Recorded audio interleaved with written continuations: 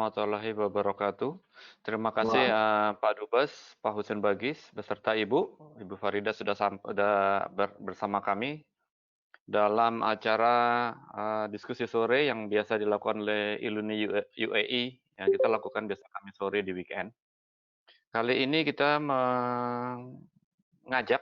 mengajak Ibu Dwi Listiawardani. Beliau adalah Deputi Bidang Pengendalian Penduduk dari BKKBN, Bu ya. Ya. Waktu pembicaraan kita kurang lebih 1 jam karena kita berbeda 3 jam, jadi Ibu Dani mudah-mudahan tidak kemalaman. Bisa kita mulai. Untuk perkenalan tadi saya dapat sedikit kisi-kisi Bu Dani lulusan dari IPB, lalu katanya sih sekolahnya kebetulan pas terus gitu ya. Akhirnya dapatkan di mute sama dia sana. Kebetulan dapatkan S3 beliau dari Erlangga. Dan kebetulan juga beliau sekarang membidangi pengendalian kependudukan ini mungkin suatu bidang yang sangat bagus, sangat penting bagi Indonesia dan masa depan. Ya, kita bisa tahu apa sih kekuatan kita ya. Begitu Bu Dani ya. Insya Allah ya. Oke, silakan Bu Dani. Mungkin Kita sebelumnya bisa langsung berbicara, bersilaturahmi, berdiskusi. Kebetulan Pak Ridwan sudah hadir ya, Pak Ridwan. Assalamualaikum, apa kabar Pak? Pak Ridwan ini adalah konjen Alhamdulillah, di Dubai. kabar sehat. Assalamualaikum Pak Dubes, Pak Dubes dan kawan-kawan semuanya. Terima kasih diundang untuk hadir. Tapi saya izin ya, saya nggak bisa lama ya, mohon izin ya. Wah, terima kasih Pak. Sekarang lagi di Jakarta soalnya. Sama-sama. Oh, luar biasa. Pak Agung, mungkin sebelum Bu Dani memaparkan materi, kalau kita ada baiknya ada kata sambutan dari Pak Dubes, Pak Husin Bagis sebelumnya. Kemudian nanti setelah Pak Dubes, kalau bisa sambutan juga oleh Pak Konjen, Pak Ridwan Hasan. Kemudian baru kita masuk ke paparan. Silakan Pak Dubes. Baiklah, yang saya hormati. Mohon maaf Pak Dubes. Silakan Pak Dubes memberikan sambutan untuk acara kami. Mungkin sekalian doanya Pak, biar sukses semua. Yang saya hormati pengurus Ikatan Alumni Universitas Indonesia di UAE. Juga yang saya hormati narasumber jalan sore ini, Deputi Pengendalian Penduduk BKKBN, Ibu Dr. Dewi Listiawardani, rekan masyarakat yang berbahagia, Assalamualaikum warahmatullahi wabarakatuh dan selamat sore. Waalaikumsalam. Sebagai duta besar dan juga sebagai kapasitas pribadi, saya menyambut baik kegiatan bincang sore ini dengan tema menyongsong new normal atau normal baru. Menurut hemat saya, tema ini menarik, penting, timely, dan relevan dengan situasi dan perkembangan terkini kebijakan Indonesia dalam penanganan COVID-19 di tanah air. KBRI sendiri melalui saluran komunikasi yang dimiliki turut mensosialisasikan kebijakan normal baru ini kepada WNI di UAE dalam bentuk adaptasi pola hidup baru, dalam memperhatikan protokol kesehatan, dalam berbagai aktivitas sehari-hari. Tentunya melalui acara ini saya percaya seluruh yang hadir dapat memperoleh pencerahan yang lebih komprehensif dari pakar kita atau deputi kita yang sore ini. Akhirnya saya tutup sambutan singkat ini dengan menyampaikan apresiasi sekali lagi kepada pengurus ini. Mudah-mudahan acara ini berjalan baik dan lancar. Akhirnya wabillahi taufiq wal hidayah. Salam hormat dan salam sehat. Assalamualaikum warahmatullahi wabarakatuh. Waalaikumsalam warahmatullahi wabarakatuh. Terima kasih Pak Husin untuk kata sambutannya. Berikutnya Pak Konjen, Pak Ridwan Hasan. Terima kasih banyak. Ya, terima kasih banyak. Ini kita melanjutkan apa yang diucapkan oleh Pak Dubes ya. Jadi apa yang disampaikan Pak Dubes adalah juga apa yang menjadi pikiran dan perasaan kita semua, bahwasanya saya secara pribadi, Duan Hasan, dan atas nama keluarga, atas nama KJRI, merasa sangat senang dengan aktivitas masyarakat ya, yang begitu aktif, tidak terkungkung pikirannya, walaupun fisiknya terkungkung di dalam rumah, tapi jiwa, pikiran, dan niat untuk beraktivitas, berkontribusi tetap jalan. Saya kira memang demikianlah dinamika dari satu kehidupan, bahwasanya naluri manusia pasti bergerak, tapi ada saatnya kita sedikit berkorban untuk menanam masa depan yang lebih baik. Bapak dan Ibu sekalian, saya tidak akan berpanjang lebar, tapi barangkali saya ingin menarik satu ikatan emosional saya dengan ILUNI. Saya meskipun bukan tamatan UI, tapi saya adalah seniornya para alumni UI, Pak. Kenapa? Karena anak saya lulusan UI. Jadi levelnya saya adalah level orang tuanya UI barangkali gitu. Now this is just kidding saja untuk sekedar mendekatkan how close we are actually ya. Apalagi ketika kita di rantau, ada kelompok ini, kelompok itu, kelompok ini, semua kita bersatu. Mari kita berdoa mudah-mudahan coronavirus dapat cepat selesai, kemudian kita siap menjalani kehidupan dengan tatanan new normal, yang artinya insya Allah nanti betul-betul akan kembali kepada satu kenormalan yang baru.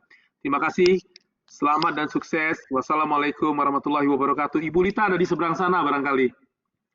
Dia juga hadir kayaknya hari ini, malam ini sih. Terima kasih, wassalamualaikum warahmatullahi wabarakatuh.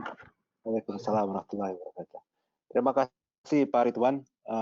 Berikutnya mungkin kita langsung masuk ke paparan oleh Ibu Dr. Dwi Listiawardani. Bu, ini saya akan operate presentation-nya, jadi nanti mohon infokan kalau untuk lanjut ke next slide. Baik, Mas Pinio. Boleh langsung? Ya, Assalamualaikum warahmatullahi wabarakatuh. Selamat sore dan salam sejahtera untuk kita semuanya. Yang sangat kami hormati Bapak Duta Besar Republik Indonesia untuk UAE dan juga Pak Konjen Dubai yang sempat hadir pada kesempatan hari ini.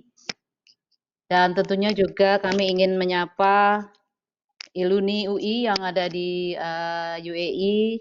Terima kasih atas kesempatan yang diberikan kepada kami untuk bersilaturahmi, sekaligus juga kita saling membagi informasi yang mungkin akan sangat bermanfaat bagi kita semuanya. Saya sendiri tentunya dalam terus proses belajar hal-hal yang berkaitan dengan COVID-19 ini, kami di BKKBN, Badan Kependudukan dan Keluarga Berencana Nasional, memang diberi tugas untuk melakukan sosialisasi hal-hal yang berkaitan dengan COVID-19 ini, karena kami memiliki petugas yang cukup banyak di Indonesia. Ada sekitar 23.000 petugas lapangan, yang PNS 15.000. Kemudian juga ada kader-kader yang berada di tingkat desa maupun dusun, sekitar 1,2 juta desa. Oleh karena itu, kami secara terstruktur berusaha untuk terus memberikan informasi perkembangan hal-hal yang berkaitan dengan COVID-19 ini. Bapak Ibu sekalian yang kami hormati, kami secara terus-menerus juga melakukan berbagai webinar dengan berbagai narasumber ahli, dan apa yang akan kami sampaikan di sini juga sebagian besar adalah dari materi-materi webinar yang diselenggarakan oleh BKKBN. Termasuk juga yang terakhir ada webinar membahas tentang pekerja migran Indonesia. Jadi Pak Konjen, beberapa waktu yang lalu kami juga sharing dengan Konjen RI di Kuching, dan beliau juga memberikan berbagai masukan tentang kondisi pekerja migran Indonesia yang ada di Sarawak, Malaysia. Bapak Ibu sekalian yang kami hormati, mohon izin saya untuk langsung kepada materi. Mungkin ada sedikit overview kita ya tentang apa itu virus ya. Memang sangat istimewa yang dimaksud dengan coronavirus ini. Ini adalah sebuah jenis yang memiliki suatu keluarga ya, keluarga besar. Namun karena sifat-sifatnya yang sangat istimewa, jenis virus ini mudah sekali melakukan mutasi sehingga sampai dengan saat ini amat sangat banyak strain yang ada dan ini menyulitkan para ahli tentunya untuk mengembangkan vaksin ya, untuk mengembangkan vaksin dan strukturnya yang sangat mudah berubah inilah yang menyebabkan virus ini susah untuk kita kenali dengan baik ya. Lanjut. Ini ada beberapa klasifikasi ya, klasifikasi mungkin ini sebagai informasi ilmiah saja bisa kita lewat. Kemudian juga kita memahami ada beberapa kasus yang mungkin yang paling dekat dengan tahun 2020 ini adalah di tahun 2002 ada SARS ya, yang muncul juga di wilayah Cina bagian selatan, kemudian menyebar di sekitar 30 negara. Kemudian juga ada MERS ya, Middle East Respiratory Syndrome. Ini juga pertama kali diidentifikasi di Saudi Arabia di tahun 2012, kemudian menyebar di 27 negara ya. Dan terakhir adalah COVID-19 yang muncul kembali di Cina di tahun 2019 dan ini menyebar di seluruh dunia. Hampir seluruh dunia itu sudah terjangkiti oleh virus coronavirus untuk strain COVID-19 ini. Lanjut. Bapak Ibu sekalian yang kami hormati, sebetulnya perjalanan virus corona ini sudah sangat panjang ya. Mungkin pertama kali dikenali di tahun 1200-an ya dan terus berlangsung dan kita mungkin kalau kita melihat catatan sejarah yang ada sejalan dengan munculnya outbreak virus ini sebetulnya juga terjadi perilaku-perilaku yang baru ya. Perilaku-perilaku yang baru di manusia yang ada di dunia ini. Dan kita baru tersentak kembali tahun 2019 dia muncul lagi dan tentunya menghendaki kita untuk menyesuaikan dengan virus ini ya. Karena dulu juga sebenarnya kita dalam sejarah juga sudah terjadi penyesuaian-penyesuaian. Hanya saja karena kita mungkin saat ini dunia dengan populasi yang lebih dari 7 miliar ya, sehingga akibatnya itu dari aspek kejadian maupun mungkin fatalitasnya sangat terasa dari aspek jumlah, apalagi juga kita belum menguasai betul tentang apa itu COVID-19. Lanjut. Ini mungkin yang sering Bapak Ibu sekalian ketahui ya, ada beberapa gejala umum ya. Masa inkubasi 14, hanya saja sekarang sudah tidak bisa kita batasi karena kita kalau dulu melakukan karantina grouping ya, seperti misalnya contoh pekerja Wuhan dipulangkan ke Indonesia kemudian dikarantina 14 hari dikatakan bahwa itu satu komunitas, memang satu komunitas sehingga dibatasi 14 hari. Nah, kalau sekarang yang terjadi setiap orangnya tidak tahu kapan dia pertama kali terinfeksi sehingga sulit sekali sekarang membatasi kapan kita harus melakukan karantina dan seterusnya ya. Dan lagi memang pada kenyataannya ternyata akibat pada individu per individu itu berbeda-beda berdasarkan daya tahan tubuhnya masing-masing. Mungkin kita juga sering melihat pemberitaan ada yang sebentar sudah pulih, ada yang memakan waktu dan lain-lain. Ini adalah gejala-gejala umum yang mungkin bisa kita ketahui secara bersama-sama. Lanjut.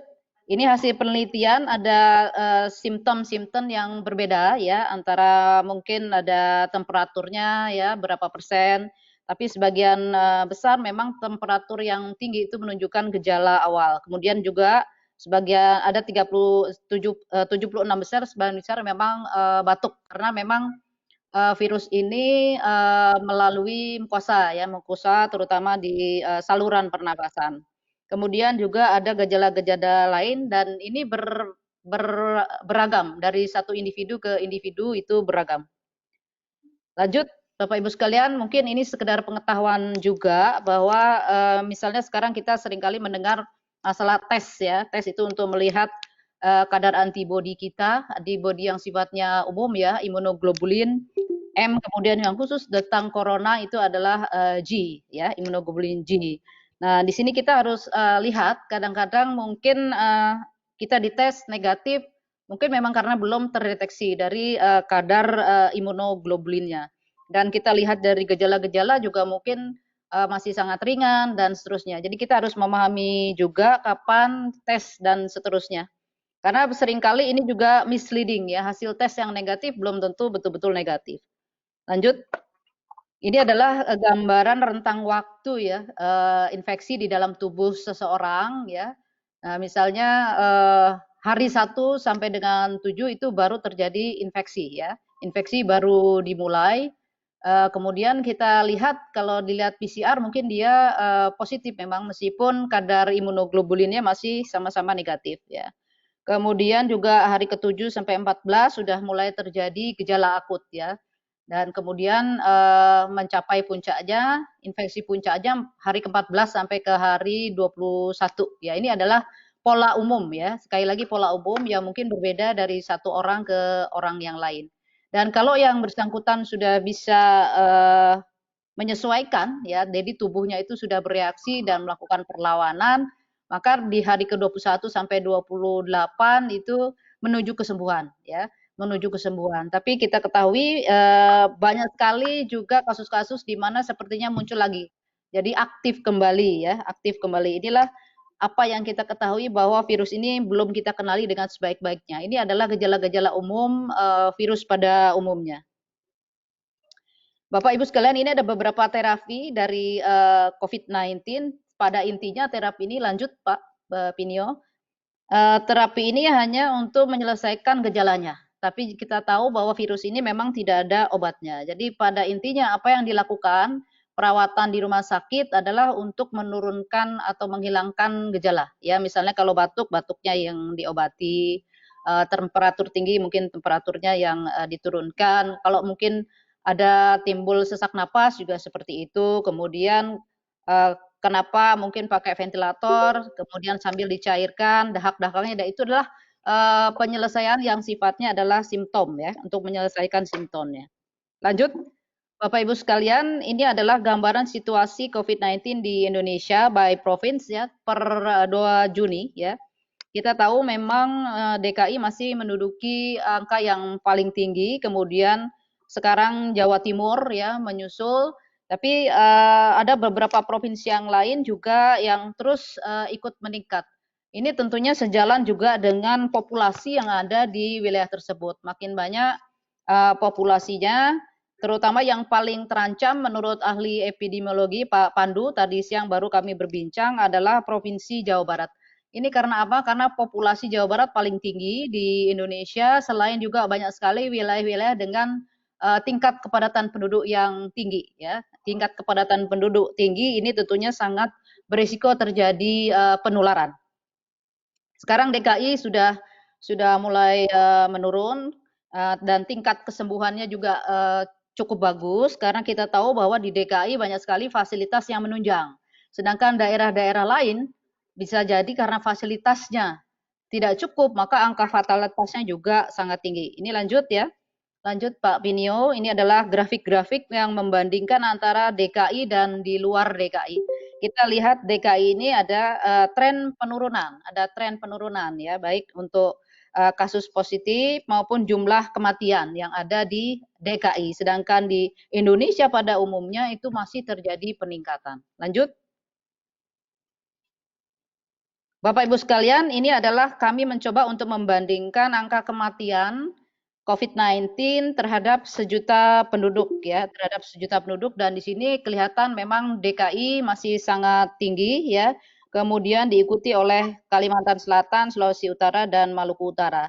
Nah, ini untuk Indonesia bagian timur itu bisa jadi karena pasien-pasien positif belum bisa tertangani dengan baik sehingga berakhir pada kematian. Lanjut. Namun kalau kita lihat dari fatalitas, kalau fatalitas adalah tingkat kematian dibagi dengan kasusnya ya.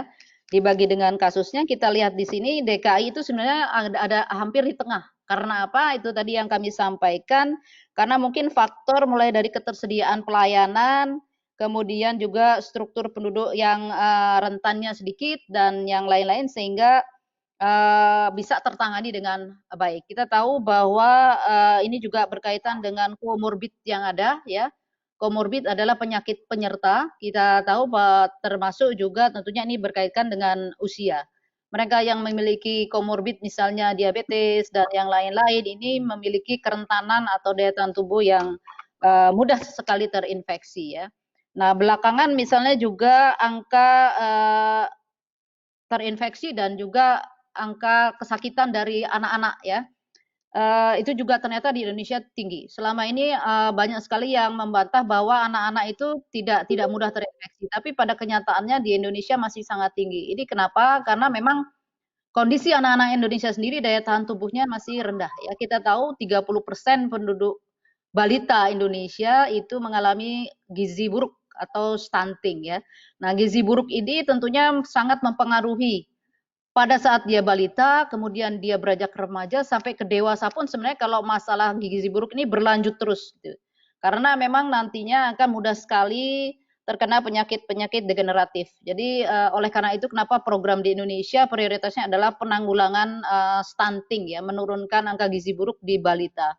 Karena ini akibatnya sangat jangka panjang dan sifatnya adalah berulang. Jadi ibu-ibu yang mengalami stunting dia juga nanti akan kurang sehat pada saat hamil, melahirkan cenderung juga melahirkan anak-anak stunting. Nah, oleh karena itu kami di BKKBN juga berusaha bagaimana agar anak-anak stunting ini tercegah. Di antaranya adalah dengan membangun status gizi para remajanya. Ya, remajanya diperbaiki dulu, usia menikahnya juga dihindari untuk tidak terlalu muda. Karena apa?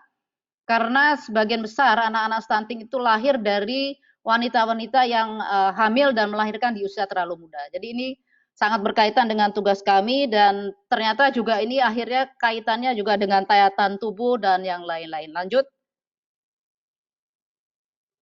Ini proporsi meninggal ya menurut provinsi memang masih di sini kelihatan DKI hanya saja mulai disusul dengan Jawa Timur. Sekarang jadi konsentrasi pemerintah pusat itu berpindah ke Jawa Timur karena DKI sudah dinilai bisa menanggulangi ini.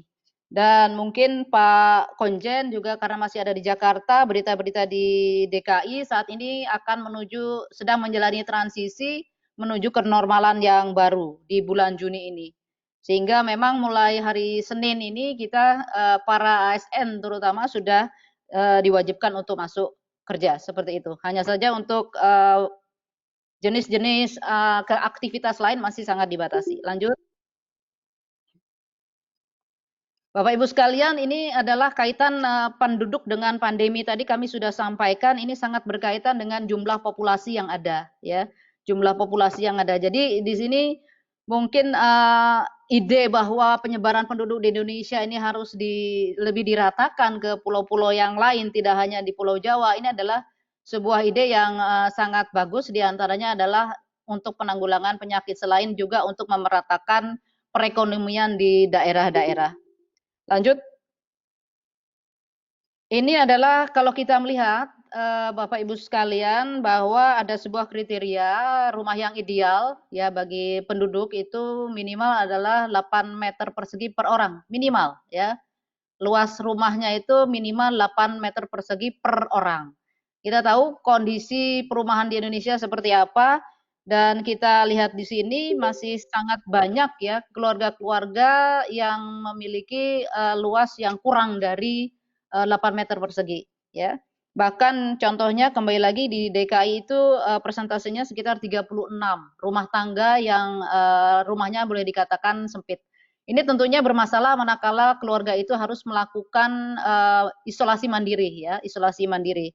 Nah, oleh karena itu memang ini harus diidentifikasi sehingga manakala terjadi salah satu anggota keluarga dengan rumah yang mungkin kecil, maka yang bersangkutan harus dipisahkan. Ini seperti itu ya. Jadi ada banyak sebetulnya wilayah-wilayah Indonesia yang rumahnya itu kecil ya. Lanjut. Ini kalau kita lihat struktur penduduk ya berdasarkan umurnya dan bagaimana misalnya angka positif COVID-nya ya. Dan kita lihat di sini memang ada korelasi dengan usia ya, dengan usia. Jadi oleh karena itu kenapa kebijakan normal baru diantaranya adalah faktor usia ya. Lanjut. Ini Bapak Ibu sekalian, karena kami di bidang kependudukan, maka kami juga ingin memetakan bagaimana sebetulnya lanjut Pak Pinio, situasi kependudukan di Indonesia, katakanlah dari berapa sih proporsi penduduk lansia per provinsi ya. Ini diantaranya adalah Pulau Jawa, Jawa, Jawa Tengah, Jawa Timur, daerah istimewa Yogyakarta, ini proporsi lansianya sudah melebihi 17%. Nah ini tentunya harus dilakukan kewaspadaan karena lansia ini adalah termasuk kelompok rentan ya, kelompok rentan manakala terjadi infeksi. Lanjut. Bapak Ibu sekalian mungkin beberapa pernah mendengar istilah bonus demografi ya, transisi demografi, bonus demografi, bahwa Indonesia saat ini sebetulnya proporsi penduduk usia produktifnya sangat banyak ya, dimulai tahun 2020 dan mungkin nanti sampai dengan 2037.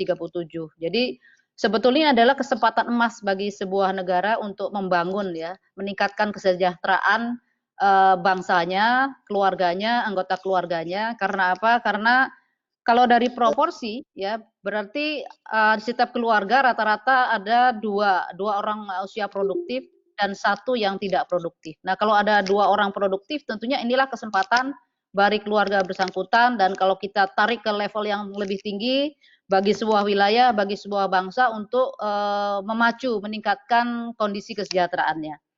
Nah ini ada kekhawatiran memang tentang apakah kita bisa meraih bonus demografi atau tidak, itu tergantung dari banyak hal tentunya, dan kita lihat juga per struktur umur penduduknya ya. Lanjut.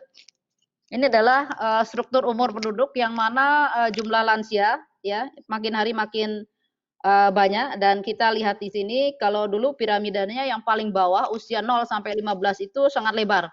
Tapi sekarang sudah bagus. Ini menunjukkan bahwa angka kematian di usia muda ini makin lama makin menurun. Jadi bayi-bayi, anak-anak balita kita bisa terus bertahan hidup sampai dia berusia produktif ya.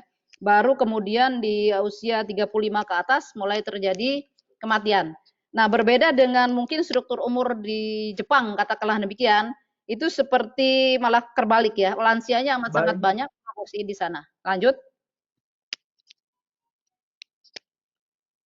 Ini Bapak Ibu sekalian ada sebuah pemodelan mengindikasikan eskalasi penularan ya, ada di beberapa provinsi, dan ini mungkin para epidemiolog menggunakan ini sebagai warning ya. Nah, ada warning. Nah, kaitannya mungkin dengan mudik lebaran ini. Memang mudik ini menjadikan persoalan tersendiri ya. Tadi epidemiolog dari UI mengingatkan sebenarnya kenormalan baru itu tidak cukup hanya physical distancing, tapi pembatasan sosial. Pembatasan sosial dalam hal ini adalah mobilitas penduduk yang harus dibatasi. Karena mobilitas ini justru yang menyebabkan penyebaran. Kalau distancing mungkin hanya lokal, tapi kalau perpindahan penduduk dari satu wilayah ke wilayah lain, apalagi bolak-balik, itulah yang justru menambah eskalasi penularan. Lanjut. Nah ini mungkin riwayatnya ya, bahwa dulu itu awal sebaran tentunya dari satu wilayah, dan awalnya memang penularan itu dari kedatangan ya, jadi dari overseas gitu ya. Kemudian setelah ada di situ terjadi transmisi lokal ya. Namun sekarang sebagian besar resiko ini dikaitkan juga dengan pola mobilitas penduduk Indonesia. Kita tahu betapa pemerintah pusat, pemerintah DKI berusaha untuk mengerem mudik itu tadi ya. Di antaranya adalah untuk mengendalikan mobilitas sekaligus juga mengendalikan penyebaran penyakit ini ya.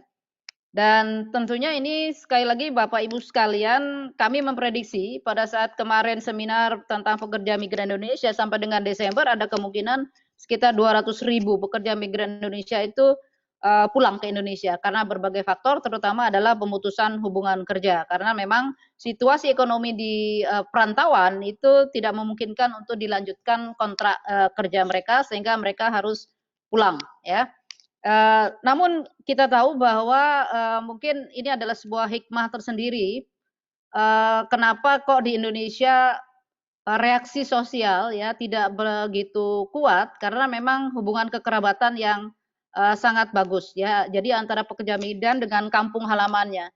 Jadi pekerja migran itu bekerja tapi kemudian hasilnya dikirim ke kampung menjadi sebuah aset tabungan sehingga mereka tetap bisa bertahan hidup di kampung halaman. Berbeda mungkin dengan pola-pola pekerja ya di negara-negara maju yang memang tidak ada kaitan kekerabatan dengan negara asalnya ya. Karena sudah terputus dan mereka sangat tergantung dari di negara tempat dia tinggal. Tapi kalau pekerja pindah ke Indonesia itu hubungan sosial kekerabatannya masih sangat kuat sehingga manakala terjadi persoalan di tempat dia kerja, dia kalau misal pulang itu tidak terlalu bermasalah sehingga gejolak ekonomi yang muncul, gejolak sosial yang muncul juga tidak terlalu membahayakan stabilitas ekonomi. Lanjut. Bapak Ibu sekalian, ini adalah dampak sosial. Mungkin Bapak Ibu sudah sering melihat ya. Misalnya saja yang jelas, misalnya ke sistem kesehatan kita, ya. Kita baru memahami ya, dan terasa sekali bahwa Indonesia juga sebetulnya sistem kesehatannya masih sangat lemah. Selain COVID-19, kita sebetulnya masih banyak pekerjaan rumah yang belum selesai. Misalnya untuk penanganan tuberkulosis, angka kesakitan dan kematiannya masih sangat tinggi. Angka malaria bahkan juga masih seperti itu. Sekarang ditambah lagi dengan COVID-19 ya.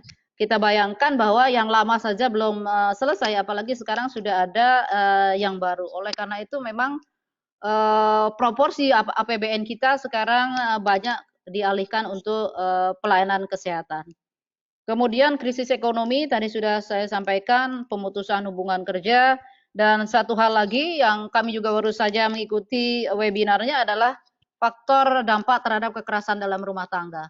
Kita tahu bahwa mungkin karena keterbatasan ekonomi, kemudian juga harus tinggal di rumah lama, ini akan memicu kekerasan-kekerasan di dalam rumah tangga, ya.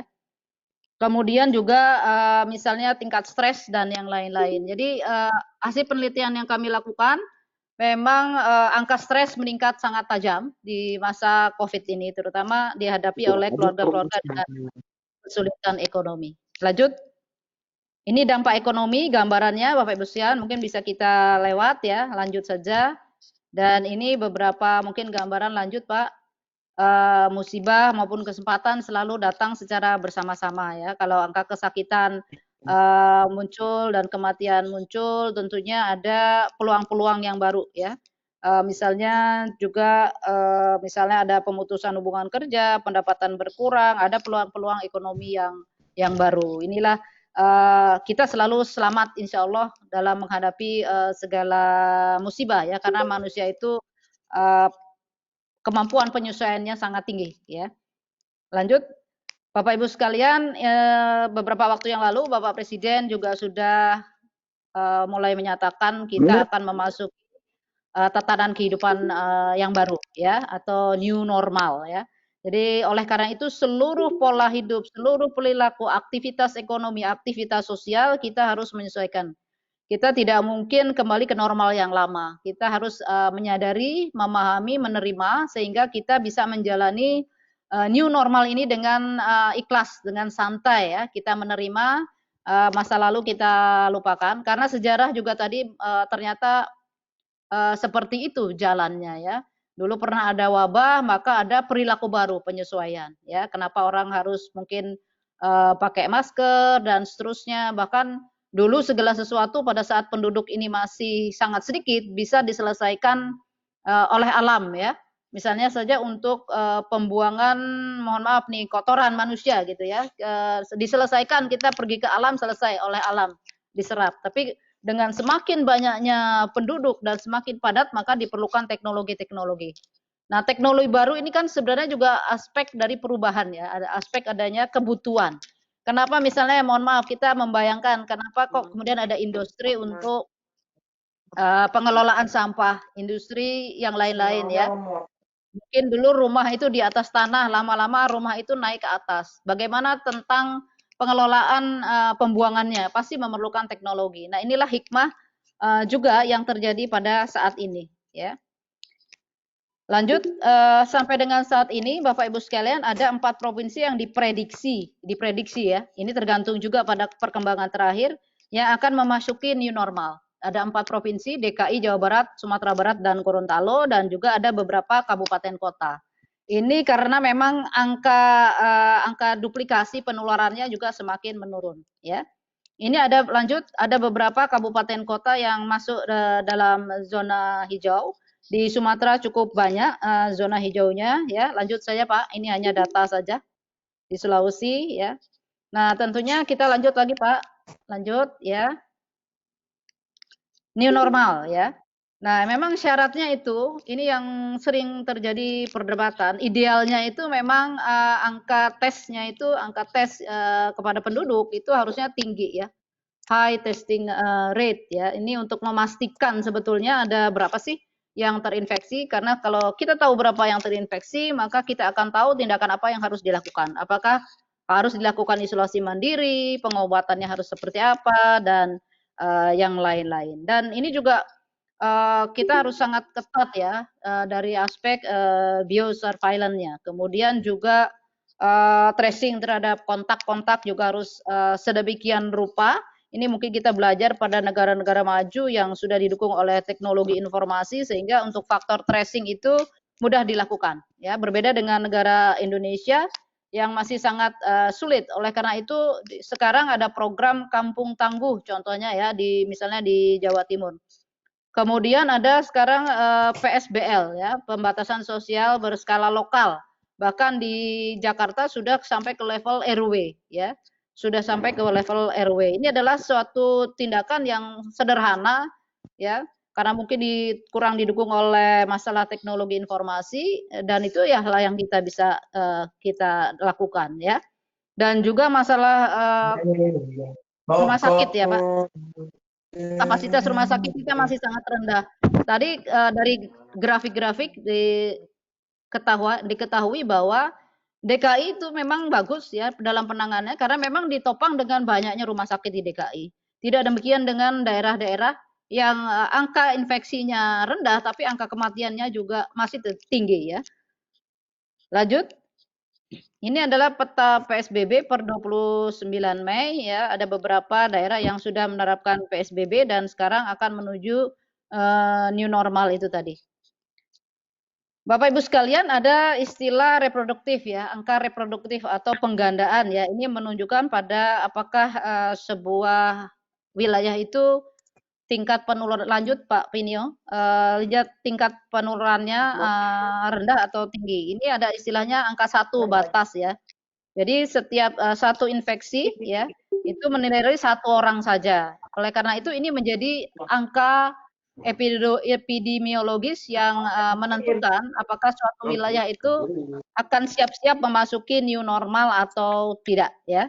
Jadi ditetapkan misalnya di bawah 1, jadi setiap infeksi akan menyebabkan kurang dari 1 infeksi ya. Ini seolah-olah sedikit ya, seolah-olah sedikit, tapi kalau kita kalikan dengan jumlah penduduk ya, ini banyak sekali. Coba bayangkan kalau satu wilayah penduduk 1 juta gitu ya. Kalau 1 melalui 1 itu kan banyak sekali gitu ya. Jadi tapi inilah angka-angka yang mungkin digunakan karena kita ingin ya mengarah kepada aktivitas yang baru karena ada ancaman-ancaman pelemahan ekonomi yang harus kita hindari ya. Dan menurut WHO sendiri memang RT ini menjadi salah satu ukuran parameter ya, yang penting untuk menentukan strategi maupun lamanya dilakukan pembatasan sosial. Lanjut, ini ada beberapa perhitungan RT ya, Bapak Ibu sekalian. Ini secara teoritis saja, dihitung berdasarkan pemodelan matematika tentunya. Lanjut. Jadi kalau teman-teman Iluni UI ingin memperdalam hal-hal yang sifatnya teknis ya, apakah tentang virusnya, apakah tentang epidemiologinya, silakan. Kami di sini banyak sekali narasumber. Nanti mungkin daripada mungkin di rumah bosan kita ingin tambah ilmu ya. Termasuk juga tentunya jangan cuma ilmu yang kaitannya dengan penyakit saja, ilmu-ilmu yang lain juga perlu. Ini gambaran umum ya tentang arti tadi di setiap provinsi. Ada beberapa wilayah yang berhasil ya menurunkan dan memang kecil.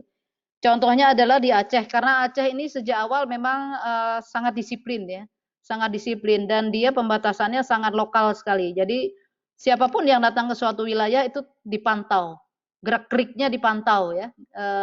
Mungkin dia pengalaman sendiri dengan masa dulu, sehingga sekarang dia menerapkannya dengan sangat mudah di Aceh ya. Oleh karena itu angka penularan dan termasuk angka fatalitasnya sekarang boleh dikatakan mendekati 0. Lanjut. Nah, ini perkembangan dari waktu ke waktu dari setiap wilayah, artinya ya, ini per 1 Juni ya, di Jakarta masih di atas 1, di Jawa Barat sudah di bawah 1 dan seterusnya. Di Bali ternyata juga masih sangat tinggi ya, 1,17 dan sampai dengan saat ini Gubernur Bali belum bersedia untuk membuka pariwisata di sana. Lanjut. Ini secara keseluruhan memang masih sangat banyak ya yang di atas 1 ya, masih sangat banyak yang di atas 1. Lanjut saja. Ini hanya gambaran perhitungan. Lanjut, Pak. Ya. Sampai dengan NTT. Kita lanjut di sini. Nah, ini adalah beberapa hal ya, Pak. Lanjut lagi ya. Contoh aplikasi yang dibuat oleh FKM UI. Nah, ini Iluni juga nih yang buat ya. FKM UI membuat kriteria-kriteria berdasarkan aspek epidemiologinya ya, seperti apa tren PDP-nya ya, sehingga apa yang harus dilakukan dan apa yang harus diperbaiki dan seterusnya ya.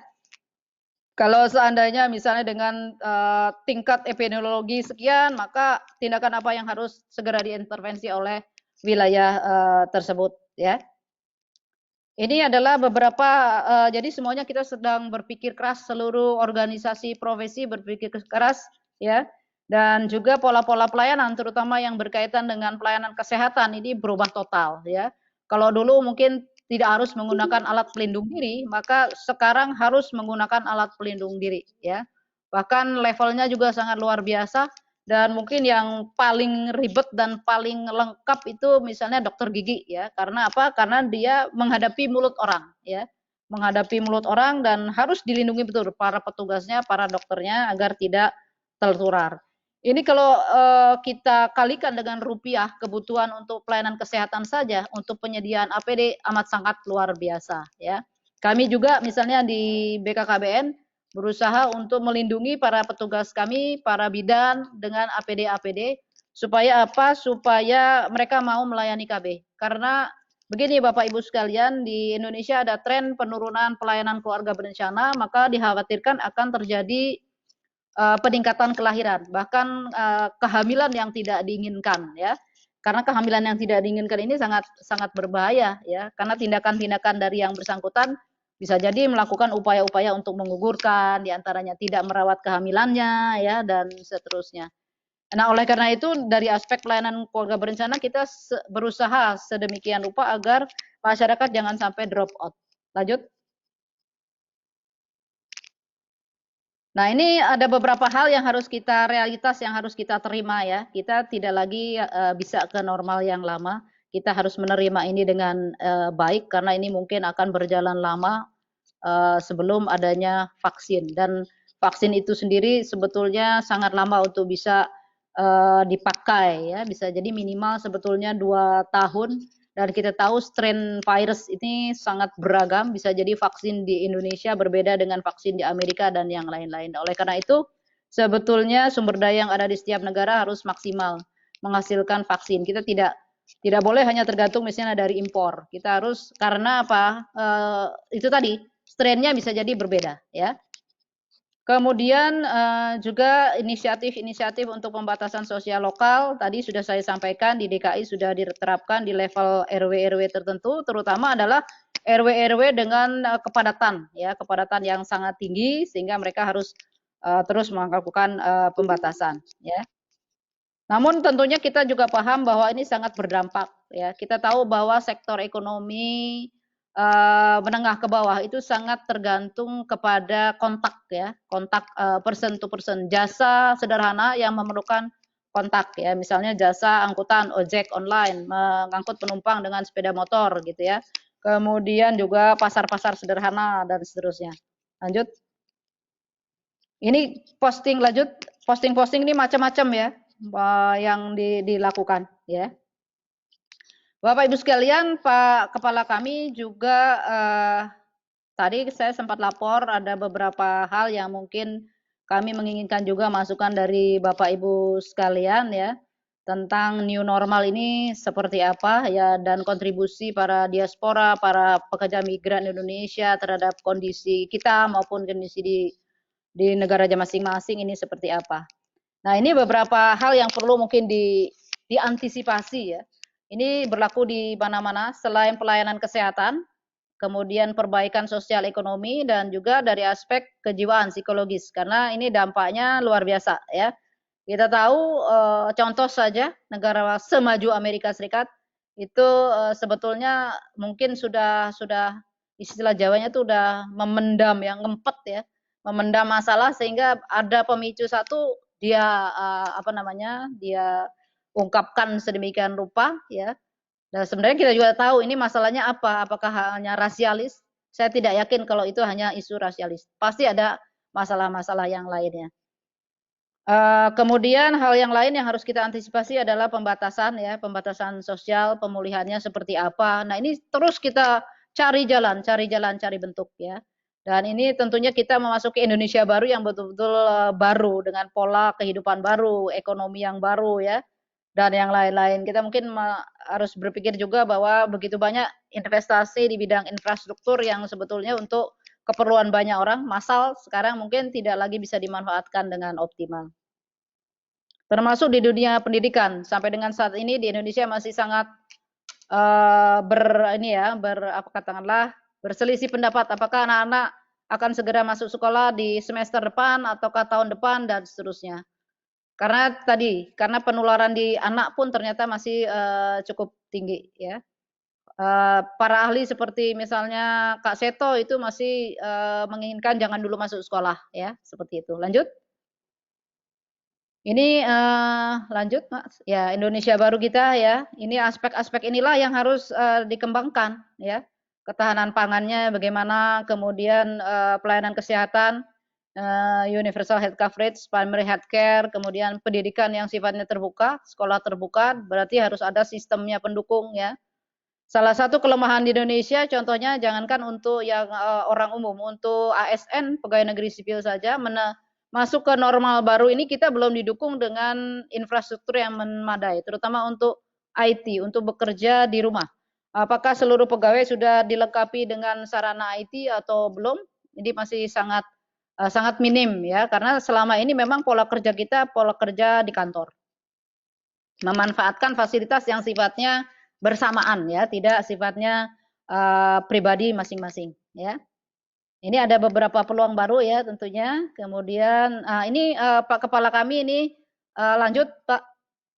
Ini pada saat kami melapor lanjut silahkan slide-nya. Ya ini menghendaki nih sebuah diskusi bagaimana pandangan diaspora Indonesia terkait dengan dampak maupun juga new normal pandemi COVID-19 ya. Dengan prospek pekerja migran Indonesia, terutama adanya relaksasi ekonomi secara global, kemudian dampaknya terhadap pekerja migran seperti apa ya. Padahal kita saat ini sedang surplus usia produktif, lagi banyak-banyaknya. Nah, kalau banyak pengangguran lantas bagaimana? Kemudian juga apa kira-kira peran yang bisa disumbangkan oleh diaspora kita terkait dengan penanganan wabah ini? Siapa tahu mungkin ada pengetahuan ya, kemudian pemahaman-pemahaman lain yang bisa dibagi kepada kita semuanya. Kemudian pandangannya terkait rencana pelaksanaan new normal ini terutama menyangkut kebiasaan hidup baru ya. Mungkin negara-negara maju sudah terbiasa dengan pola pakai masker, cuci tangan, tidak ngobrol di tempat umum gitu ya. Nah, ini bagaimana dengan Indonesia? Ini adalah perubahan kebiasaan hidup yang tidak mudah sebetulnya. Itulah Bapak Ibu sekalian yang dapat kami sampaikan dan kami bagi kepada Bapak Ibu sekalian. Tentunya kami sangat mengharapkan kita dapat melakukan sharing experience, sharing informasi ya, sehingga insya Allah kita semuanya di seluruh dunia dapat mengatasi persoalan ini dengan sebaik-baiknya. Kami akhiri, kurang lebihnya mohon maaf. Wabillahi taufiq wa hidayah. Wassalamualaikum warahmatullahi wabarakatuh. Waalaikumsalam warahmatullahi wabarakatuh. Baik, terima kasih Ibu narasumber, Dr. Ibu Dani ya. Mungkin silakan Ibu Ketua, Bu Tetri. Assalamualaikum warahmatullahi wabarakatuh. Ibu Dani. Ya, Ibu Tetri. Terima kasih atas paparannya yang sangat-sangat bermanfaat buat kita. karena kita dari jauh berita yang disampaikan, yang kita terima itu tentang Indonesia tidak sebegitu jelas apa yang disampaikan dengan Ibu Dani tadi. Insya Allah apa yang dijelaskan memberikan manfaat buat kita semuanya, dan silakan buat teman-teman jika ada yang mau menanyakan perihal tentang new normal ini, kami persilahkan buat semuanya. Kami sangat senang sekali, insya Allah Bu Dani bisa datang ke sini. Dan terima kasih juga buat Pak Husin Bagis, Ibu Farida, dan Pak Ridwan, dan teman-teman Iluni UI, dan yang lainnya yang telah hadir di acara bincang-bincang sore di hari Kamis ini. Silakan teman-teman kalau ada yang mau bertanya.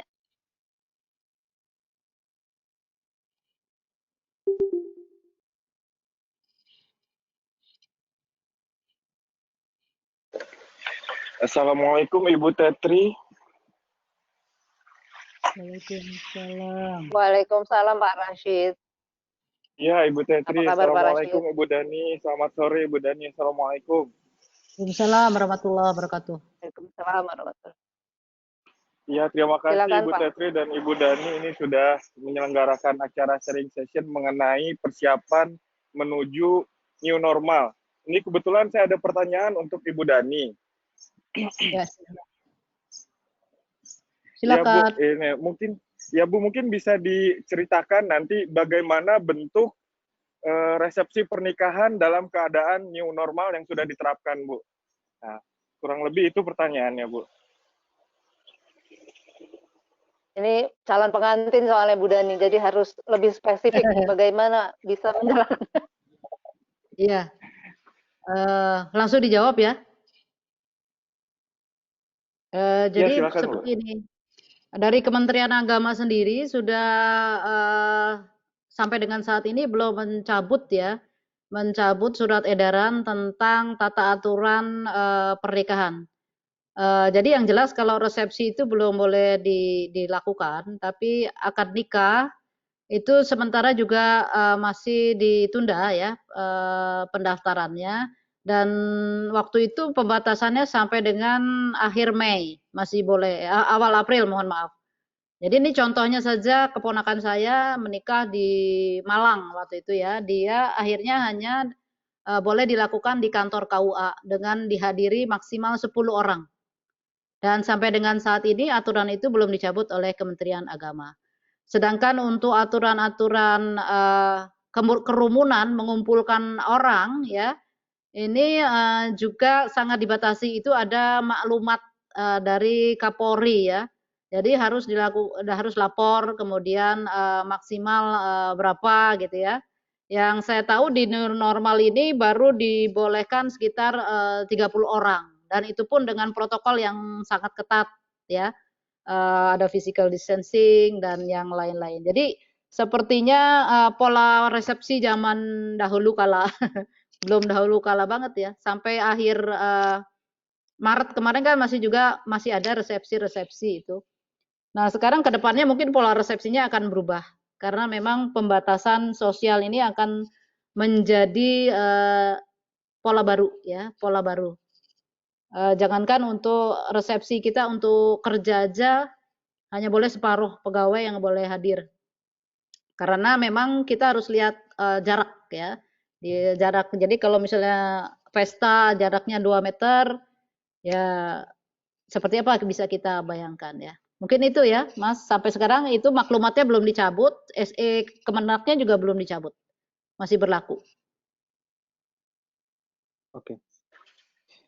Mungkin ini ya Bu Tetri, ini ada aturan baru yang mungkin bisa di-share ya, karena saya tadi belum sempat, mungkin bisa ditayangkan di sini khusus untuk DKI ya. Untuk DKI itu ada tahapan ya. Yang dimaksud dengan masa transisi itu seperti apa. Jadi mungkin nanti bisa di-sharing ke para peserta. Itu diantaranya adalah misalnya untuk kegiatan ibadah di tempat ibadah itu baru boleh dilaksanakan besok. Kebetulan besok karena hari Jumat ya. Sedangkan perkantoran itu bisa dilaksanakan mulai 8 Juni. ya. 8 Juni itu pun 50%. Demikian juga untuk rumah makan, industri, pergudangan ya. Sedangkan untuk UMKM itu baru nanti ditunda lagi gitu ya. Nah, sedangkan ada mungkin ini kegiatan sosial ini bahkan belum diatur secara spesifik ya. Karena yang sudah dibuka itu yang kaitannya dengan kegiatan ekonomi, UMKM, pasar itu malah boleh karena ini berkaitan dengan ekonomi. Sedangkan kegiatan-kegiatan yang masih bisa dilarang itu akan dilarang gitu ya. Termasuk mungkin resepsi ini dianggap itu bukan prioritas, bukan kebutuhan primer. Oleh karena itu memang itu masih sangat dibatasi ya kegiatan-kegiatan sosial. Mungkin itu ya. Makasih. Ya, baik, Bu Dani, ini ada beberapa pertanyaan yang teman-teman kirim lewat chat ya. Pertama Ya. ini mungkin Bu Dani juga bisa klik chatnya, bisa dilihat langsung. Cuma ini saya bacakan satu dari Pak Adi. Bagaimana rollback plan jika new normal ternyata tidak berjalan sebagaimana mestinya, Bu Dani? Ya. Oleh karena itu kenapa kita melakukannya itu tahap demi tahap gitu ya. Kita lihat lagi angkanya. Oleh karena itu memang tadi salah satu syarat dari new normal itu adalah tes. Tes ini memang menjadi hal yang sangat krusial untuk melihat tingkat penularan. Karena kalau tidak ada tes kita tidak akan tahu ya. Belum lagi infrastruktur yang lain yang harus disiapkan. Ya, yang kita khawatirkan memang kesiapan dari fasilitas kesehatan. Kita tahu Indonesia masih sangat lemah dalam hal ini, sehingga apa yang dilakukan ini harus sangat hati-hati ya. Kita harus diberi kesadaran baru ya tentang bahwa inilah kondisi yang harus kita terima. Kita harus ikhlas dulu ini. Kita tidak bisa lagi ke yang lama ya. Jadi kalau misalnya skenarionya, oleh karena itu kenapa ini diserahkan otoritasnya itu kepada kepala daerah. Sehingga kepala daerah itulah yang bertanggung jawab. Dia harus melakukan seperti apa ya. Tentunya ini didukung dengan data. Oleh karena itu akurasi data amat sangat bermanfaat ya. Mungkin DKI ini sangat didukung oleh akurasi yang relatif lebih baik daripada daerah yang lain karena di sini banyak para ahli ya. Dengan sangat mudah bisa menghitungkan, melihat beberapa skenario dan yang lain-lain. Sedangkan daerah lain kita juga terkejut. Misalnya kenapa Jawa Timur sontak langsung seperti orang kaget gitu ya. Ternyata kalau kita lihat di sana lemah memang. Ya. Kita tahu mohon maaf Jawa Timur ini nggak kompak gitu ya kalau saya lihat antara umalamanya saya belum lihat. Padahal dalam berbagai aspek kehidupan, berbagai program-program pemerintah ya, kalau di Jawa Timur itu harus ada dukungan dari ulama. Misalnya program KB, siapa yang kami dekati awal? Ulama di sana, sehingga mereka bisa menerima. Tapi kalau untuk ini kayaknya belum dilakukan, ya sehingga muncul yang muncul di medsos itu tentang berselisih. Dulu MUI Jatim bahkan pernah mengeluarkan statement ibadah boleh di masjid waktu itu. Tapi akhirnya kemudian ditarik lagi. Ini menunjukkan bahwa banyak pihak yang tidak sejalan, ya belum yakin betul COVID ini apa benar ada apa tidak, karena nggak kelihatan, karena dia virus nggak kelihatan ya. Nah nanti kalau mungkin ada anggota keluarganya yang kena dia baru gitu. Nah, tapi kan itu kita nggak boleh seperti itu. Masa nunggu ada yang kena baru kemudian sadar gitu ya. Nah inilah memang hal-hal yang dimana kita harus bersama-sama menyelesaikan hal ini. Mungkin itu Mas. Ya. Baik, terima kasih. Berikutnya ada dari Ibu Feni Raharyanti dari Fakultas Ilmu Kesehatan Universitas Ibn Khaldun Bogor. Pertanyaannya adalah bagaimana peran BKKBN dalam hal pengendalian angka kelahiran, mengingat masa lockdown ini banyak yang work from home, sangat tidak menutup kemungkinan berkumpul dengan keluarga pun lebih intensif. Ya, baik. Yang pertama tentunya dalam hal pelayanan kontrasepsi itu tidak boleh menurun ya, karena pelayanan kontrasepsi yang menurun mengakibatkan kehamilan yang tidak direncanakan dengan sebaik-baiknya. Oleh karena itu diantaranya secara operasional kami di lapangan terus mengingatkan kepada masyarakat untuk terus ber-KB. Kalau tidak punya akses maka kita akan datengin rumah-rumahnya ya. Contohnya saja petugas kami itu sudah mendatangi membawa pil KB dibagi ke rumahnya. Kalau dulu kan reseptornya kliennya yang datang ke tempat fasilitas pelayanan kesehatan. Sekarang nggak, petugasnya yang mendatangi ke rumah-rumah. Karena memang sudah ada petanya, siapa menggunakan apa itu BKKBN punya gitu ya, dari rumah ke rumah. Karena kita punya data by name, by address. Jadi setiap keluarga itu kita tahu ini keluarganya ber-KB atau tidak. Kalau misalnya KB pakai apa atau tidak itu ketahuan sama BKKBN ya, karena kita memiliki mekanisme pendataan yang terus diupdate setiap saat. Jadi petugas kita yang mendatangi ke sana, kalau seandainya harus dilakukan pelayanan oleh bidan di tempat praktek bidan, bidannya kita beri alat pelindung diri ya, masker, handskun ya, sarung tangan, kemudian juga mungkin face shield ya, tabir wajah, dan juga ada yang pakai hazmat meskipun hazmat sederhana. Mungkin itu ya. Terima kasih. Mungkin sedikit tambahan Bu, pertanyaan. Misalnya semasa COVID ini apakah ada data peningkatan jumlah penduduk yang kenaikan yang mungkin signifikan atau mungkin masih nominal? Ya.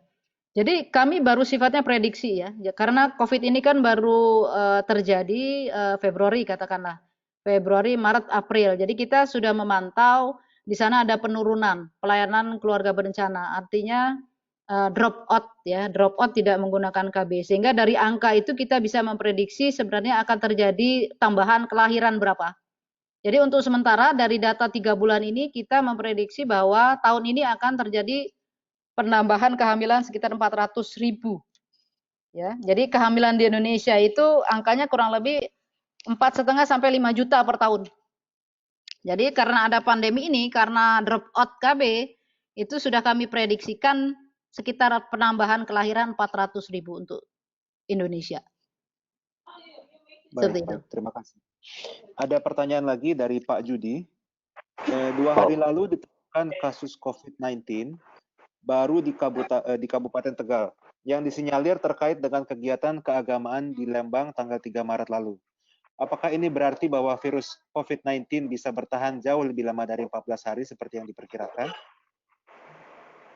Ya, jadi tadi kan kita punya pola umum ya Pak, pola umum. Sebetulnya masa inkubasi itu antara 1 sampai 7 hari. Tapi bisa jadi bisa lebih lama ya, bisa lebih lama bertahan sampai dia muncul menjadi sebuah gejala. Gejalanya tadi misalnya batuk ya, pusing dan yang lain-lain itu adalah gejala awal ya. Namun sebenarnya begini, kita sebetulnya tidak bisa mengklaim begitu saja bahwa ini habis dari pertemuan ini, kemudian dipastikan tertularnya di mana. Bisa jadi sebetulnya di antara rentang waktu dia ada aktivitas lain. Dia ada kontak dengan yang dia tidak ketahui. Kita tahu bahwa orang tanpa gejala, OTG ini sangat tinggi. Terutama adalah anak-anak muda ini kan sehat-sehat saja, meskipun dia di dalam tubuhnya mengandung virus, dia tidak memunculkan gejala. Ya. Nah ini justru yang paling berbahaya ini anak muda. Dia keluyuran kemana-mana bebas, tapi dia sambil juga menularkan. Oleh karena itu kenapa pembatasan sosial, pembatasan mobilitas ini menjadi satu faktor untuk menurunkan ya, mencegah penularan yang begitu tinggi.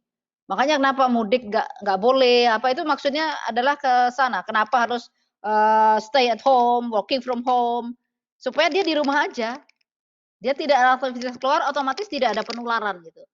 Jadi tadi justru ahli epidemiologi ya Pak Pandu itu dari UI, dia fokusnya justru sebetulnya pada stay at home. Itu yang paling efektif ya. Jangan kemana-mana, kalau memang nggak perlu, nggak usah. Seluruh pekerjaan yang bisa dilakukan di rumah saja, gitu. Di rumah saja, ya. Seperti misalnya saya selama ini sudah 2 bulan lebih di rumah, ternyata pekerjaannya juga bisa selesai. Karena sifat pekerjaan kita seperti apa? Kan lebih banyak yang sifatnya manajerial, gitu ya. Nggak harus juga tatap muka lewat laptop begini juga sudah menyelesaikan banyak persoalan. Nah, ini contoh-contoh yang sebetulnya harus kita terima saja, jangan membantah gitu ya, jangan denial gitu, jangan denial terhadap kondisi ini, karena ini memang harus kita terima, ya.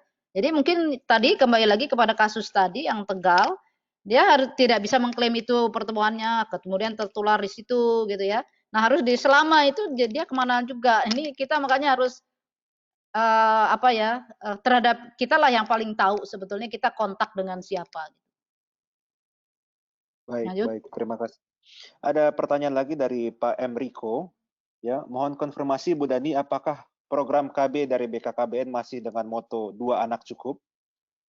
Terima Ya. kasih sebelumnya. Ada satu lagi ya dari Enrico juga, dari Pak Enrico. Apakah masih relevan dengan zaman corona sekarang ini? Tadi ya, masih dengan moto yang sama tadi. Apakah masih Ya. relevan? Jadi BKKBN baru saja melakukan rebranding ya. Jadi rebranding ini kita lakukan terlebih dahulu melalui survei, terutama terhadap millennials kita. Apakah tentang ide-ide keluarga ini termasuk juga jargon 2 anak cukup masih relevan atau tidak? Ternyata mereka tidak lagi menginginkan. Jadi mereka lebih senang gini, jangan diguruin dengan 2, karena itu konotasinya menggurui, membatasi. Mereka senangnya itu berencana itu keren gitu. Jadi sekarang tagline-nya berencana itu keren. Jadi serahkanlah kepada masing-masing untuk merencanakan kehidupannya sendiri-sendiri. Termasuk kalau cuman pengen anak 1 ya nggak apa-apa. Pengen nggak punya anak ya nggak apa-apa gitu loh. Terserah masing-masing gitu. Nggak usah 2 anak. Nah, kenapa kita dulu 2 anak ya? Karena memang relatif. Dulu pernah seperti ini. Kita pernah jargonnya itu keluarga berkualitas. Tapi kemudian lapangan itu bingung. Keluarga berkualitas itu apa gitu. Akhirnya kita balik lagi ke hal yang sifatnya itu jelas bagi orang-orang di lapangan. Sifatnya harus jelas. Kita harus berbuat apa. Nah, sekarang kita rebranding lagi ya karena eranya sudah berbeda sehingga muncullah tagline yang baru berencana itu keren. Jadi yang intinya segala sesuatu termasuk memasuki kehidupan rumah tangga, kapan mau punya anak, berapa jarak anak yang ideal, itu adalah melalui proses perencanaan. Nah, proses perencanaan tentunya harus didasari dengan pengetahuan yang benar. Nah, jadi prosesnya itu komunikasi, informasi, edukasi ini harus terus berjalan, menyampaikan terutama tentang kesehatan reproduksi ya. Yang paling pokok itu adalah menghindari 4 terlalu. Ini sasarannya adalah para wanita.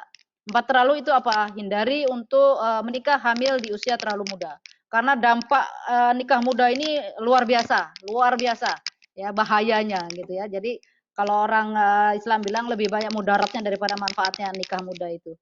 Kemudian juga jangan terlalu tua untuk hamil karena sangat berbahaya ya. Jadi usia minimal untuk menikah 21 tahun, usia paling akhir untuk memiliki anak 35 tahun. Itu adalah usia ideal kesehatan reproduksi. Kemudian jaraknya minimal 3 tahun ya. Sebetulnya ini juga berkaitan dengan upaya untuk mensukseskan 1000 hari pertama kehidupan. Kita mengacu juga kepada ayat-ayat suci Al-Qur'an, dimana anjurannya adalah misalnya menyempurnakan menyusui 2 tahun. Ya, kalau harus menyusui 2 tahun otomatis dia nggak boleh hamil. Ya, bahkan di Al-Ahqaf itu ada rentang waktu 30 bulan seorang ibu dalam keadaan susah payah untuk bisa dia hamil, melahirkan, menyusui sampai dengan menyapih. Artinya apa? Bahwa itu keadaan bahaya bagi seorang ibu selama 3 bulan. Oleh karena itu ini harus dijaga gitu loh. Nah, setelah sekarang ilmunya kita tahu, oh itu kaitannya dengan kesehatan reproduksi, dengan memberi ASI ya. Contoh, kenapa ASI eksklusif 6 bulan, ASI disempurnakan 2 tahun karena itu kaitannya dengan peningkatan kualitas anak-anak kita.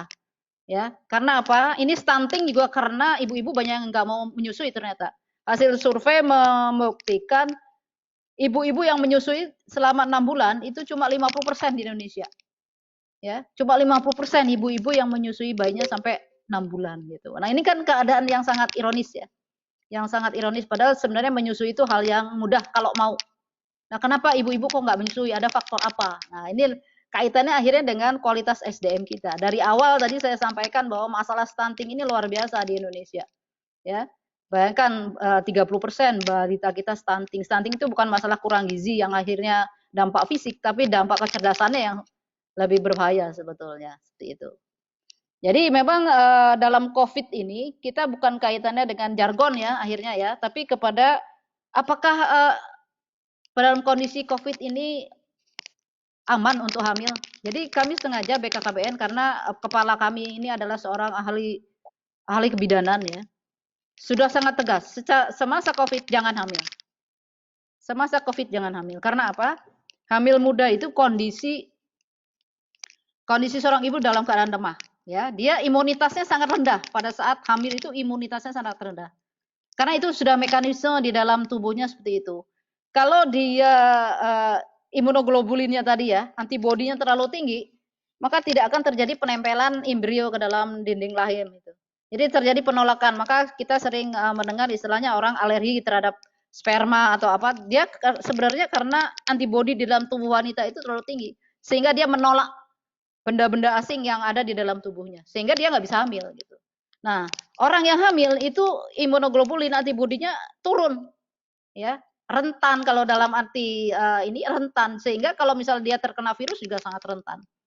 Meskipun kalau sudah terlanjur hamil memang ada teknik-tekniknya ada.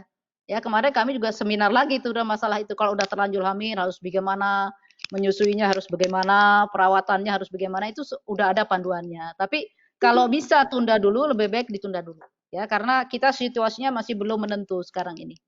Mungkin itu ya. Baik.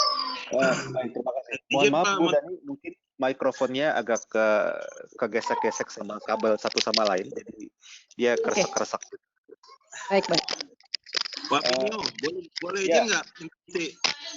Boleh, silakan Pak. Iya. Bu Dani, itu tadi kan jargonnya udah nggak berlaku lagi Bu ya, yang 2 anak cukup. Jadinya jadi berencana apa tadi Bu? Saya kurang. Berencana itu keren. Kalau berencana itu keren Bu, berarti nanti anaknya bisa banyak Bu. Kalau berencana, dia berencana 7, dia bikin 7 nanti. Itunya gimana Bu? Ya, itu makanya tanggung jawab Pak. Kalau orang, misalnya di dalam agama Islam sendiri kan ada ayatnya ya. Jadi segala sesuatu itu harus direncanakan. Ada yang ayat favorit kita nih, janganlah kamu meninggalkan anak keturunanmu dalam keadaan lemah. Ya. Jadi kita harus membayangkan nih si orang tua suatu ketika kena takdir dia meninggal. Coba bayangkan Pak, kepala rumah tangga meninggal, anak-anaknya masih kecil. Terus siapa yang ngurus misalnya gitu.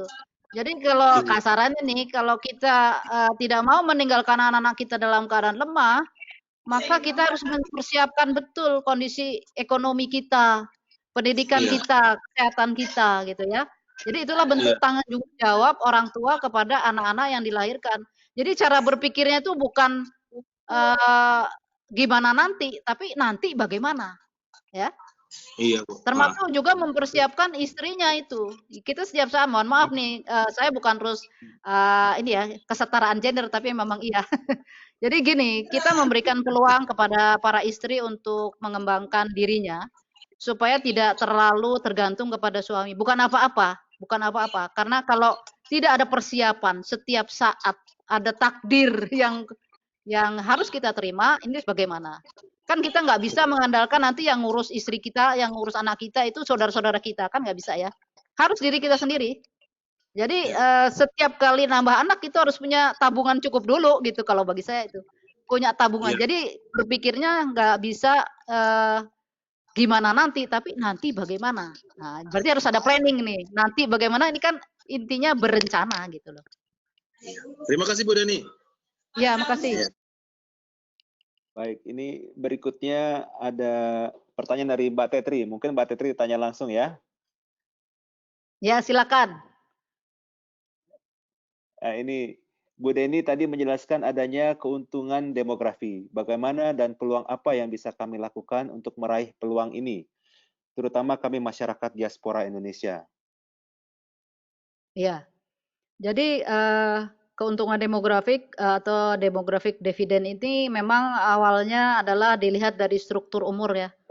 Secara demografi kita Indonesia dan mungkin di banyak negara proporsi penduduk produktifnya itu 2 kali lipat dari yang non produktif ya. Mungkin kalau di keluarganya Bu Tetri bisa jadi semuanya produktif karena usianya di rentang antara 15 sampai 64. Nah, keluarga saya juga seperti itu. Jadi tidak ada yang tergantung. Tapi sekali lagi usia produktif ini harus ditopang dengan kualitasnya. Kalau dia hanya dari aspek umur tapi tidak produktif dalam arti real, ya, maka dia tidak bisa menghasilkan sesuatu. Jadi mari manfaatkan masa produktif kita, masa muda kita untuk kreatif, ya, untuk kreatif menghasilkan sesuatu baik bagi diri kita, keluarga kita maupun bagi orang lain yang mungkin masih memerlukan. Ya, karena banyak sekali mungkin keluarga-keluarga lain yang tidak seberuntung kita, ya. Nah, itu baru dari aspek umur. Karena ada juga konsep yang berkembang, ada second bonus of demographic ya. Jadi bonus kedua. Itu manakala meskipun sudah lansia, dia masih tetap produktif, masih punya investasi yang menguntungkan. Jadi bentuk produktif yang lain ya. Jadi sekarang baby boomer ini dia second bonus ini. Baby boomer tahu ya Mas, itu yang lahirnya di tahun 50-60. Justru dia sekarang, meskipun sekarang milenial banyak, tapi di banyak negara yang punya duit itu baby boomer. Karena dia masa produktif sudah habis, tapi asetnya luar biasa. Jadi dia masih secara ekonomi masih menentukan dari aspek kepemilikan aset ya untuk investasi. Sedangkan kalau usia muda ini lebih kepada kontribusi yang sifatnya mungkin tenaga pemikiran ya, lebih kepada produktivitas saat ini yang bisa dia kontribusikan. Mungkin itu ya. Baik, terima kasih. Berikutnya ada pertanyaan dari Ibu Yasnita Yasin. Salah satu tantangan penerapan berbagai peraturan terkait pencegahan COVID adalah lemahnya kepatuhan masyarakat terhadap aturan itu sendiri. Menurut Ibu Dani, upaya apa yang paling efektif yang dapat dilakukan untuk meningkatkan kepatuhan masyarakat? Ya, memang mungkin masyarakat kita karena relatif ya di Indonesia itu pendidikannya masih rendah. Ini jadi pembelajarannya itu harus dari pengalaman gitu ya. Ini masih banyak kasus seperti itu. Ada kejadian di tetangganya baru dia sadar gitu ya. Tapi kan kita tidak mau seperti itu. Jadi upaya untuk memberikan pengetahuan, penyadaran itu terus-menerus kita lakukan. Tadi kami contohkan di jajaran kami sendiri, kita lewat kader-kader kita yang jumlahnya lumayan banyak, kita terus memberikan update informasi tentang apa itu COVID, bahaya, harus bagaimana, dan seterusnya. Tapi kita tahu ya, contohnya kemarin aja waktu menjelang Hari Raya, ini makanya angkanya menjelang Hari Raya naik lagi ya. Setelah Hari Raya itu naik, karena apa? Waktu itu pasar itu dibuka. Jadi orang pada beli baju ke pasar. Jadi akhirnya terjadi memang penularan. Jadi klaster-klaster di Pulau Jawa, terutama di daerah pedesaan di Jawa Timur gitu ya, itu pasar sekarang. Pasar, penularannya ada di pasar karena di sana kerumunan dan kita tahu mungkin tingkat pengetahuannya juga sangat rendah. Oleh karena itu memang seluruh segmen ini harus digarap dalam tanda petik pasar beserta mekanismenya harus diberi pengertian-pengertian gitu ya. Jadi memang sangat susah ya pembatasan. Pihak pemerintah daerahnya ngakunya pasarnya sudah diatur jaraknya antar lapak sekian, tapi pada kenyataannya juga enggak. Nggak ada, memang kalau kita mau kita turunkan TNI Polri gitu ya. Ini akan diberlakukan di 4 wilayah provinsi yang masuk new normal itu, TNI Polri akan dikerahkan gitu. Tapi sekali lagi ini kan pro kontra lagi. Kenapa kok sepertinya dipaksakan gitu ya? Ya memang harus dipaksakan, kalau enggak ya susah kalau untuk masyarakat seperti di Indonesia. Penyadarannya harus maksa gitu. Dengan pengawalan TNI, harusnya sadar-sadar sendiri. Tapi kita juga nggak bisa nyalain ya, orang negara maju kayak Amerika juga nggak mau kok. Kurang pinter apa dia? Tapi dia nggak mau, dia nggak percaya dengan adanya physical distancing, pakai masker, dia nggak mau karena dia anak muda, saya sehat, anak muda gitu ya. Padahal mereka sebenarnya bisa berpotensi untuk menularkan. Jadi kita mungkin belajar dari berbagai pola pembatasan sosial di berbagai negara, misalnya kayak Swedia ya. Kita sering baca di sana yang diisolasi itu yang lansia. Sedangkan yang anak muda bisa tetap bergerak. Nah ini isolasi lansia bisa nggak di Indonesia? Karena lansia itu tinggal bersama keluarga. Kebanyakan. Ya, yang di panti itu sangat sedikit ya. Nah ini makanya infrastruktur kemasyarakatan, infrastruktur sosial yang ada di kita itu memungkinkan nggak untuk melakukan pembatasan-pembatasan. Jadi kembali lagi memang new normal ini luar biasa.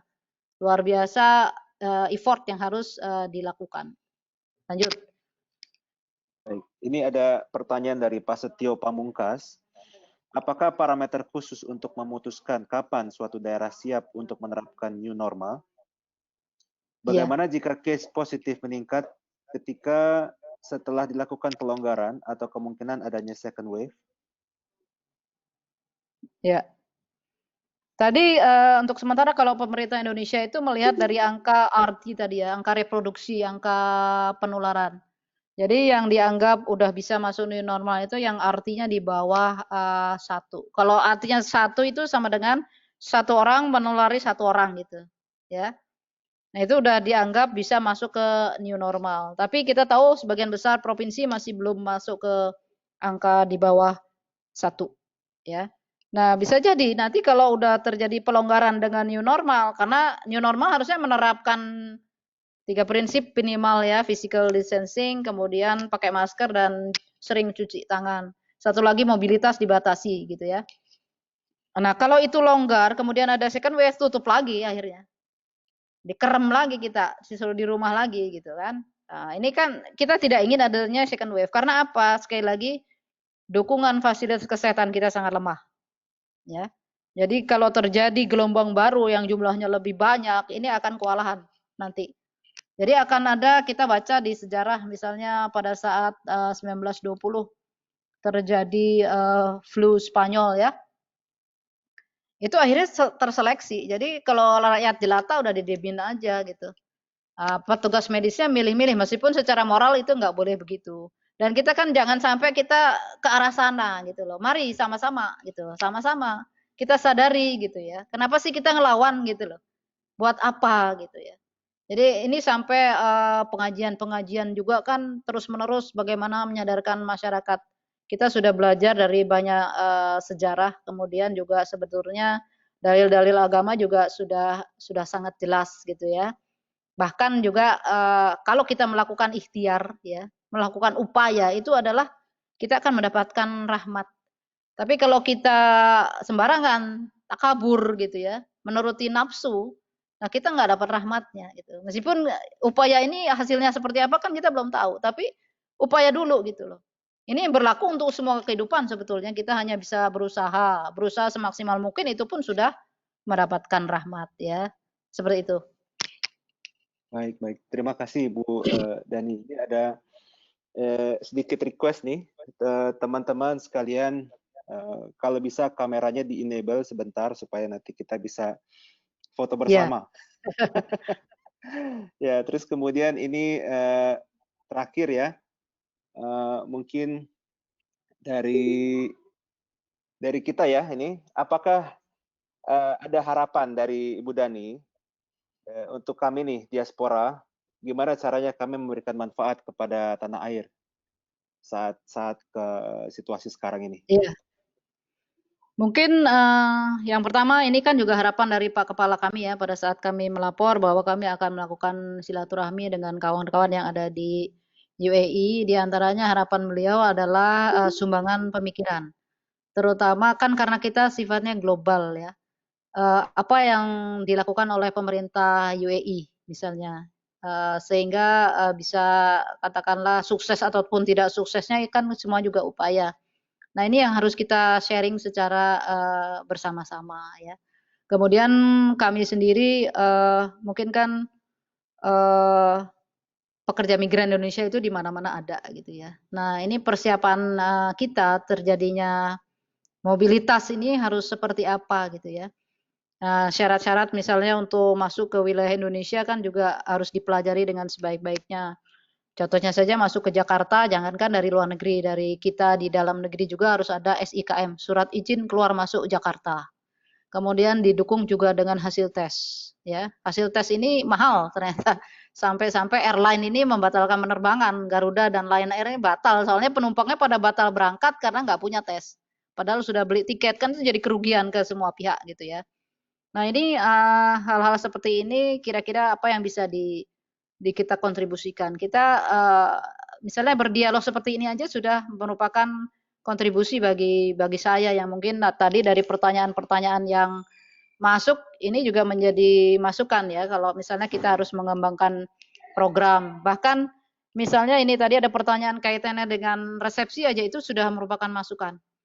Jadi ini adalah berarti kita harus melakukan sosialisasi contohnya dengan lebih baik, dengan lebih bijak gitu ya kepada masyarakat, jangan sampai kecewa.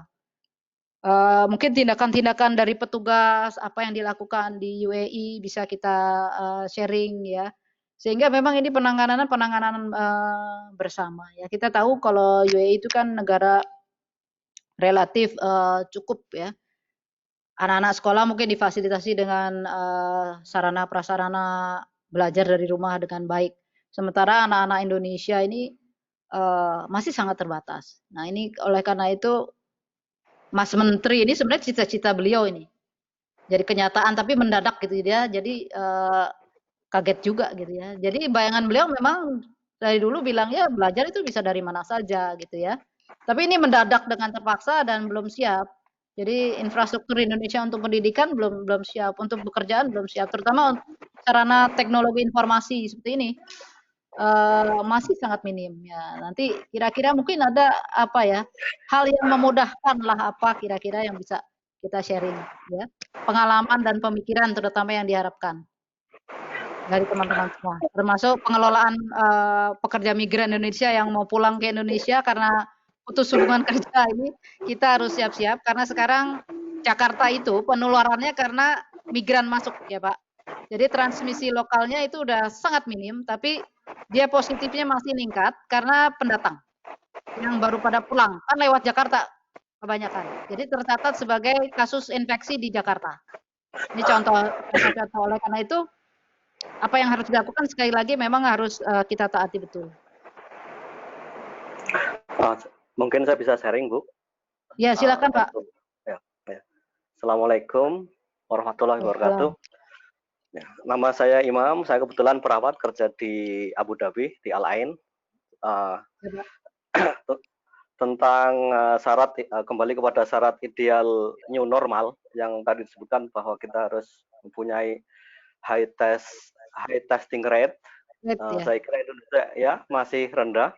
Kemudian juga solid contact tracing, juga tidak 100%, kemudian sufficient hospital capacity.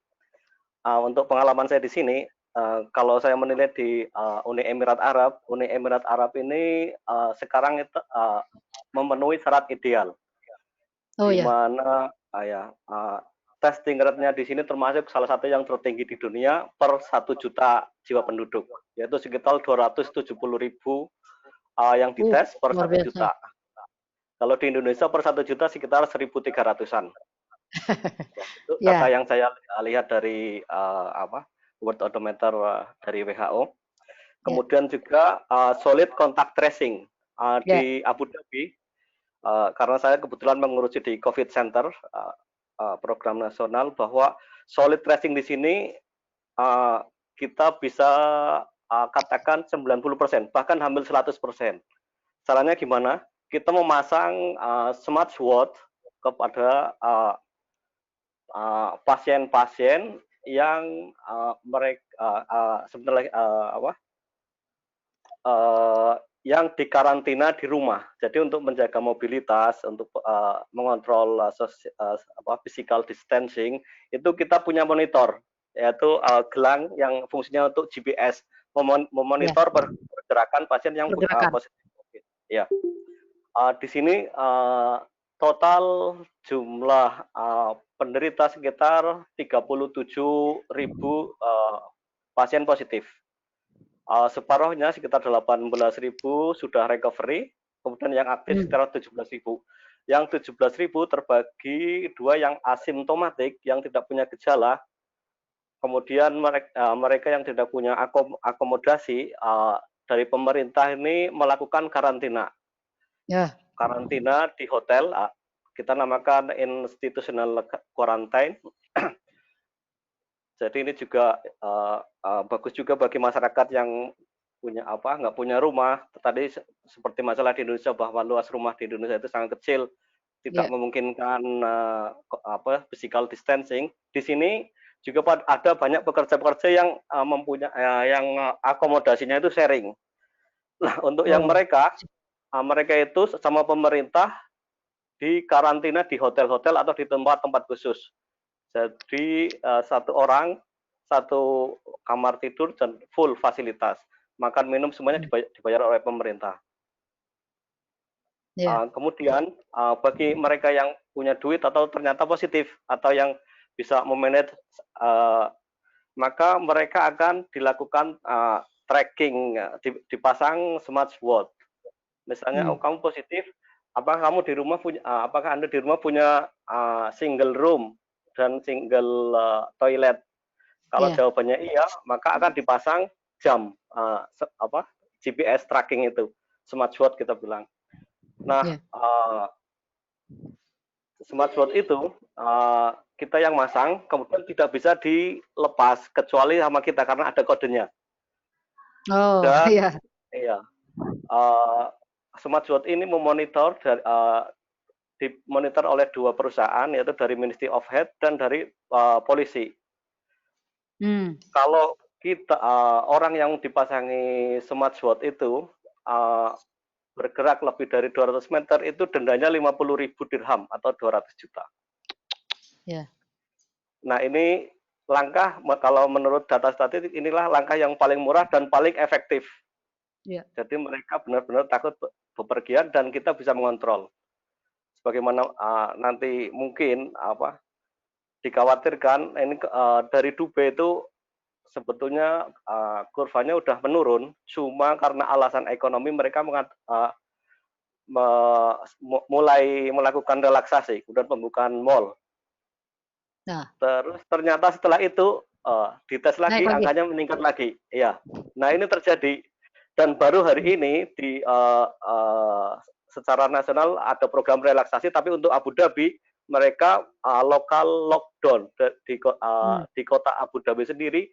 Pergerakan antar kota Al Ain, Abu Dhabi itu mereka batasi. Nah, sebetulnya resikonya sangat tinggi kalau kita memang belum siap untuk melakukan relaksasi atau dengan kata lain syarat-syarat ideal relaksasi itu belum dipenuhi.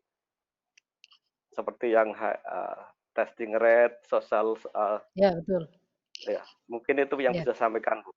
Ya, terima kasih Pak Imam, terutama tadi yang teknologi sederhana ya, smartwatch. Kalau apalagi kalau bisa diproduksi massal dan harganya murah, ya mungkin ini menggantikan fungsi TNI dan Polri itu tadi Pak. Karena kalau dijaga tentara kayaknya kok galak amat gitu ya. Tapi kalau ini kan dipantau gitu melalui teknologi informasi. Terima kasih atas sharingnya Pak. Mudah-mudahan UAE segera normal kembali dalam tanda petik new normal ya Pak. Sehingga angka-angka ininya. Memang ternyata sama juga Pak. Ini persoalannya mall ini Pak, mall. Ada kepentingan pemilik mall ya untuk membuka kembali, tapi sebenarnya gini bisa diimbangi oleh masyarakatnya sendiri. Meskipun mallnya buka, kalau konsumennya nggak mau datang karena mungkin kesadarannya ya sama aja sih gitu ya. Nah ini makanya upaya edukasinya juga harus terus kita lakukan. Gitu. Kalau bisa belanja online, ngapain pergi ke mall atau ke pasar? Saya sendiri sekarang sudah hampir sebulan ini nggak pernah ke supermarket juga nggak pernah. Saya beli online aja, ya diantar langsung ke rumah itu jauh lebih nyaman gitu ya. Kalau cuma beli susu beli apa online saja semua ya. Yang karena belanja basah pun sekarang bisa online. Terima kasih. Iya Bu. Ya, sama-sama. Ya. Assalamualaikum. Wassalam Pak. Terima kasih Pak Imam untuk sharingnya, Bu Dani juga. Bu Tetri mungkin mengingat waktu, kita sudah melewati jam 6 waktu UAE, sudah jam 9 waktu Indonesia Barat. Mungkin bisa ada kata penutup.